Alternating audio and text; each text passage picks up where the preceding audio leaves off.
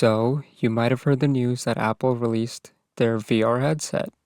That's because everyone's talking about it. Here's the problem though. It costs like $4,000, and last time I checked, money doesn't just fall out of the sky. That's okay though, because I can make it on my own. Let's just hope that all of this is still relevant by the time I'm done. Nope. Yeah, it just completely died. Nobody cares about this anymore. In fact, people are returning their headsets. That sucks for Apple though, because imagine spending 17 years making your product, finally releasing it, and it doesn't even last a month. Well, I might as well just make it still. How hard could it be?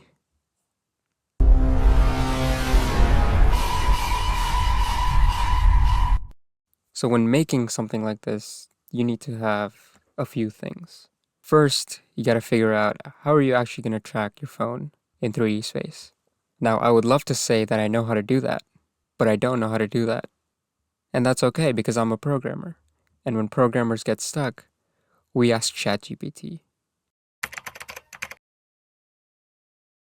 Wow.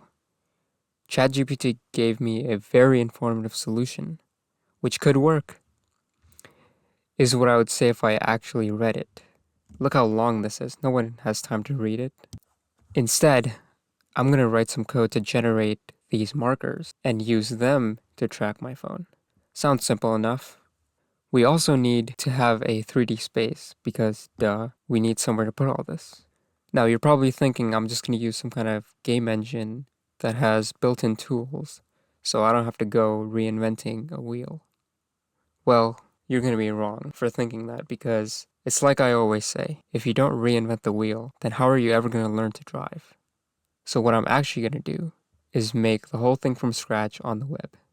It may not be the best idea, but I thought it'd be easier for something I'll add later on. Okay, now that we have a 3D plane with a camera, all we need to do is add the tracking data to the camera and it looks completely awful. Why is it doing this? I don't understand. But that's okay because I am a professional. And as a professional, I can show you exactly how to deal with problems like this. First thing you're going to want to do is contemplate your existence. And once you've done that, you're going to want to figure out why your tracking data is behaving this way, and then do research on how to actually fix the problem. Okay, this next step is very, very important, right? If you've made it this far, good job. Now listen up. You need to realize that what you just spent 4 days doing was completely useless, and all you needed to do to solve the problem was add an if statement to the code, and the camera now runs smoothly. Now the last step, you need to go back to the first step and, rethink your life choices.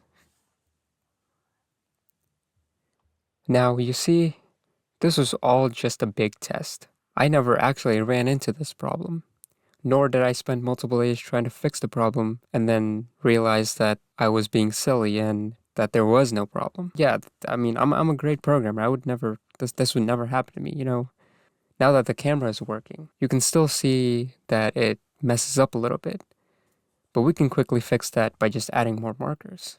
Now that that's done, we need to figure out how do we actually get the screen cast to the 3D plane.